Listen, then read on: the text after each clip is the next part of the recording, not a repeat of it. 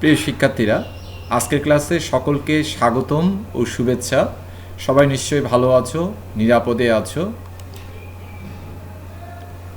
শিক্ষার্থীরা, আজকে অর্থনীতি প্রথম পত্রের তৃতীয় অধ্যায় উৎপাদন ব্যয় ও আয় অধ্যায়ের ক্রমহ্রাসমান প্রান্তিক উৎপাদন বিধি এই বিষয়টি নিয়ে আজকের ক্লাসটি নেওয়া হবে।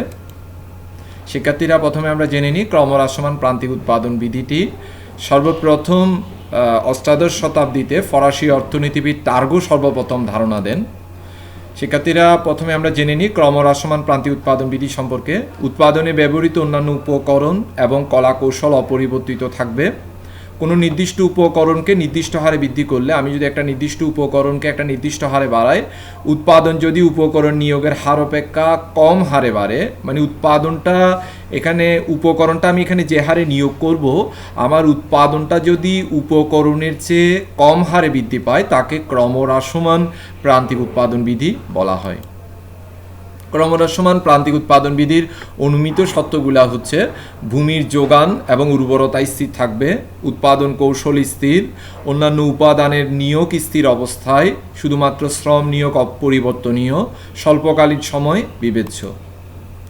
শিক্ষার্থীরা, তোমরা একটি তালিকা দেখতে পাচ্ছ, এটি ক্রমহ্রাসমান প্রান্তিক উৎপাদন বিধির তালিকা। এখানে জমির পরিমাণের কোনো পরিবর্তন হয়নি, জমির পরিমাণ স্থির, কিন্তু উপকরণ শ্রম আমি একটা নির্দিষ্ট হারে বাড়িয়েছি। মোট উৎপাদনটা একজন যখন নিয়োগ করেছে আমার 50 মণ হয়েছে, দুইজন যখন নিয়োগ করেছে আমার 90 মণ হয়েছে। শিক্ষার্থীরা, তাহলে 50 থেকে 90 বাড়া মানে হচ্ছে 40 মণ বেড়েছে। আমি তৃতীয় জন যখন নিয়োগ করছি আমার মোট উৎপাদন হচ্ছে 120, তার মানে 30 মণ বেড়েছে। তাহলে প্রথমবার যেভাবে উৎপাদনটা বেড়েছে, পরবর্তীতে আমি শ্রমিক নিয়োগ করেও আমার উৎপাদনটা কিন্তু সে হারে বাড়ে নাই, তার চেয়ে কম হারে বেড়েছে। চতুর্থবার যখন আমি নিয়োগ করেছি 140 মণ বেড়েছে।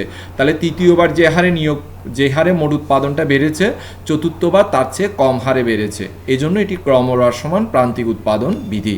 তোমরা তালিকা থেকে ক্রমহ্রাসমান প্রান্তিক উৎপাদন বিধি চিহ্নিত করতে পারবা মোট উৎপাদন দেখে। মোট উৎপাদনে প্রথমবার যেভাবে বাড়বে, পরের বার যদি তার চেয়ে কম হারে বাড়ে, এর পরের বার যদি আরও কম হারে বাড়ে, এটি হচ্ছে ক্রমহ্রাসমান প্রান্তিক উৎপাদন বিধি। শিক্ষার্থীরা, এবার আমরা প্রান্তিক উৎপাদন বিধি বের করব। প্রান্তিক উৎপাদন 50 মণ ঠিক থাকবে, 90 থেকে 50 গেলে 40, 120 থেকে 90 গেলে 30, 140 থেকে 120 গেলে 20। এবার আমরা এই তালিকাটির বর্ণনা দিব। আমরা আগের স্লাইডে যে তালিকাটি দেখেছিলাম, ওই তালিকাটির বর্ণনা: কোনো নির্দিষ্ট পরিমাণ জমিতে নির্দিষ্ট হারে শ্রমের নিয়োগ বৃদ্ধির প্রেক্ষিতে মোট উৎপাদন 50, 90, 120, 140 মণ তথা ক্রমহ্রাসমান হারে বৃদ্ধি পেয়েছে। আর প্রান্তিক উৎপাদন এখানে কিন্তু হ্রাস পেয়েছে। তার মানে ক্রমহ্রাসমান প্রান্তিক উৎপাদন বিধিতে মোট উৎপাদন ক্রমহ্রাসমান হারে বাড়বে আর প্রান্তিক উৎপাদন হ্রাস পাবে। শিক্ষার্থীরা, তোমরা চিত্র দেখতে পাচ্ছ, মোট উৎপাদনের চিত্র। এটি ক্রমহ্রাসমান প্রান্তিক উৎপাদন বিধির মোট উৎপাদনের চিত্র। ভূমি অক্ষে শ্রম এবং মূলধন যে কোনো একটি পরিবর্তন করবা। আমরা তালিকাতে দেখিয়েছিলাম শ্রম পরিবর্তন। আমার মোট উৎপাদনটা প্রথমে একজন যখন নিয়োগ করেছি আমার মোট উৎপাদন ছিল 50, দুইজন যখন নিয়োগ করেছি আমার মোট উৎপাদন 90, তিনজন যখন নিয়োগ করে এসেছি 120, চতুর্থবার যখন শ্রমিক নিয়োগ করেছি আমার মোট উৎপাদন 140। তাহলে মোট উৎপাদন রেখাটি বাম থেকে ডানে ঊর্ধ্বগামী হচ্ছে। তাহলে এখানে দেখো, শ্রম যে হারে নিয়োগ করা হচ্ছে মোট উৎপাদন তার চেয়ে কম হচ্ছে। এই যে 50 থেকে 90 যতটুকু দূরত্ব, 90 থেকে 120 তার চেয়ে কম, 120 থেকে 140 আরও কম। তার মানে মোট উৎপাদন এখানে ক্রমহ্রাসমান হয়।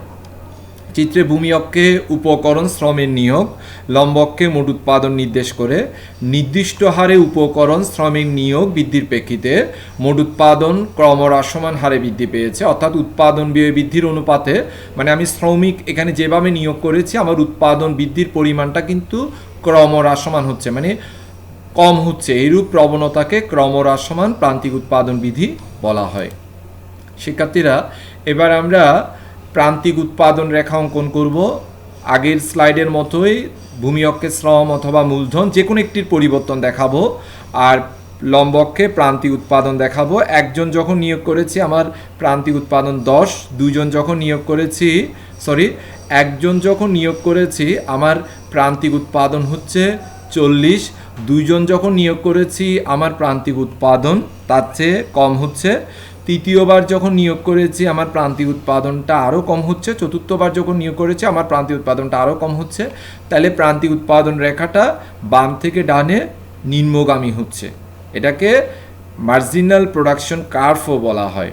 চলো শিক্ষার্থীর এবার আমরা চিত্রের ব্যাখ্যাটা দিই। চিত্রে ভূমি অক্ষ, উপকরণ, শ্রমের নিয়োগ, লম্ব অক্ষে প্রান্তিক উৎপাদন নির্দেশ করে প্রান্তিক উৎপাদন ক্রমহ্রাসমান হয়, অর্থাৎ উৎপাদন ব্যয় বৃদ্ধির অনুপাতে প্রান্তিক উৎপাদন হ্রাস পায়। কৃষিক্ষেত্রে ক্রমহ্রাসমান প্রান্তিক উৎপাদন বিধির প্রয়োগ।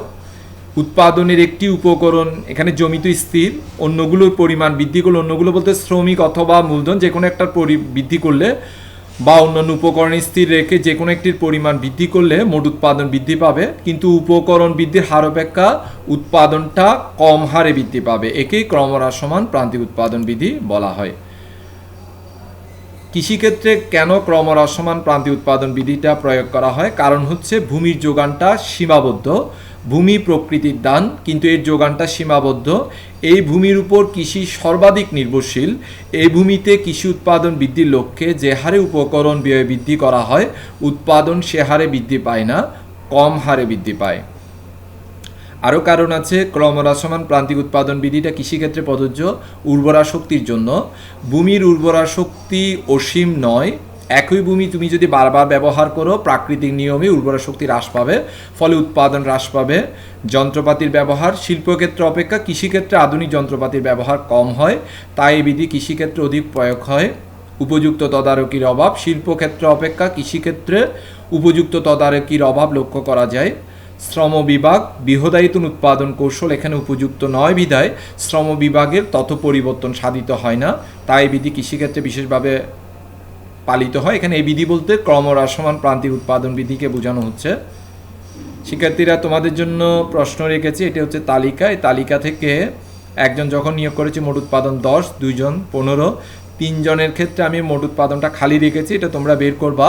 একইভাবে প্রান্তিক উৎপাদন 1 জনের ক্ষেত্রে 10, 2 জনের ক্ষেত্রে খালি রেখেছি, 3 জনের ক্ষেত্রে 3 একক। তোমরা এটা বের করবা। আজকের ক্লাসের সাথে এটি প্রাসঙ্গিক।